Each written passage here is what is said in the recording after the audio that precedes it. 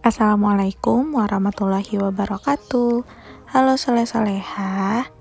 Ini adalah video tentang tema 6 subtema 1 yang hanya memuat muatan pembelajaran IPS yang terdiri dari pembelajaran 3 dan 4. Seperti biasa, sebelum mulai, mari kita baca basmalah bersama-sama.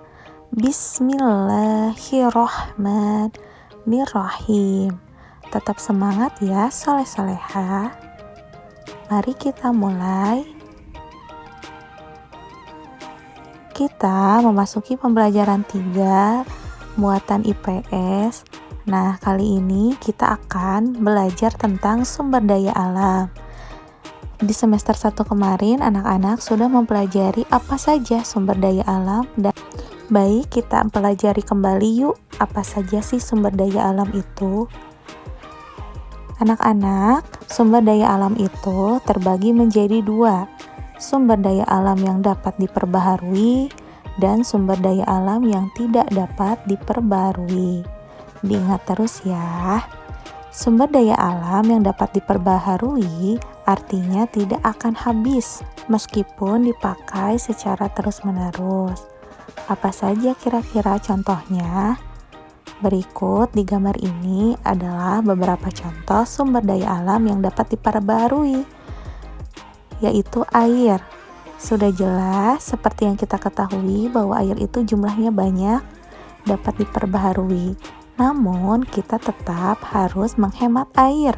Kenapa? Agar kita tidak kesulitan mendapat air.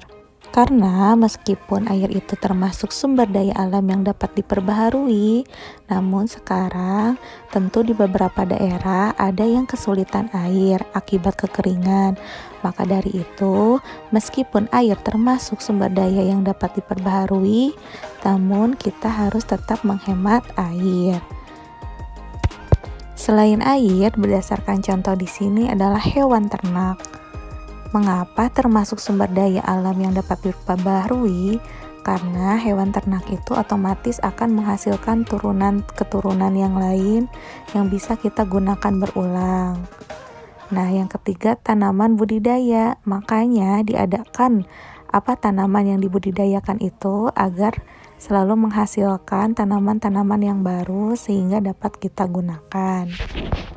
Nah, soleh-soleha, sumber daya alam yang ada di dunia kita ini tentunya dapat kita manfaatkan untuk kehidupan kita sehari-hari. Salah satunya adalah angin yang bisa kita gunakan untuk membangkitkan listrik, sungai untuk budidaya ikan dan udang, jagung sebagai makanan, dan tanah liat sebagai atau alat untuk membuat gerabah.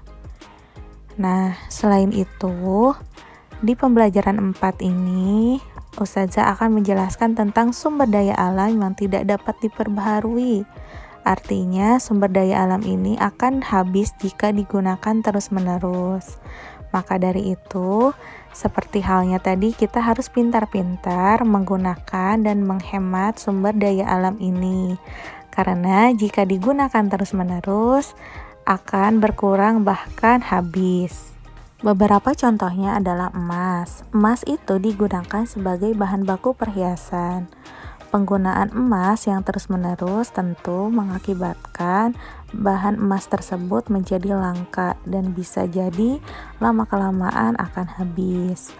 Begitu pula dengan belerang. Belerang pun biasanya salah satu manfaatnya digunakan sebagai bahan baku kosmetik.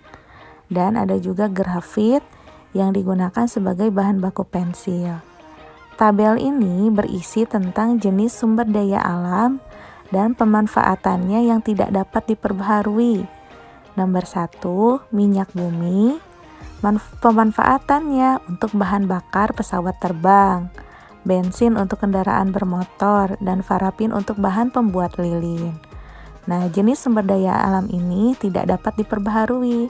Maka dari itu kita harus pintar-pintar menggunakan dan menghematnya. Begitu pula dengan biji besi, yang biasa pemanfaatannya untuk pembuatan peralatan rumah tangga. Sama seperti minyak bumi, kita pun harus dapat memanfaatkan sumber daya alam tersebut dengan baik.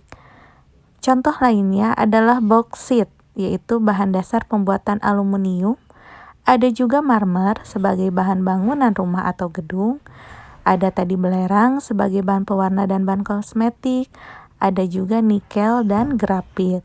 Pelapis besi agar tidak mudah berkarat dan bahan pembuat pensil dan isi baterai.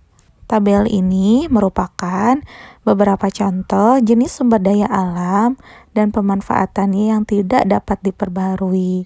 Maka dari itu, mari kita sama-sama menghemat sumber daya alam tersebut. Soleh-solehah, cukup sekian pembelajaran hari ini. Tetap semangat dan selalu jaga kesehatan. Wassalamualaikum warahmatullahi wabarakatuh.